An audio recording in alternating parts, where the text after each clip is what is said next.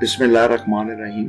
आलम जुबान चैनल पर आपको खुश आमदीद। इस चैनल पर हम आपको नामों का मतलब और उनकी शख्सियत के मुतालिक दिलचस्प मालूमात फराहम करते हैं, और आज हम जिस नाम के मुतालिक बात करने जा रहे हैं वो है ऐमन। दोस्तों, ऐमन अरबी जुबान का लफ्ज है और ये उन खुशकिस्मत अल्फाज में शामिल है जिनका जिक्र हमें कुरान मजीद में मिलता है।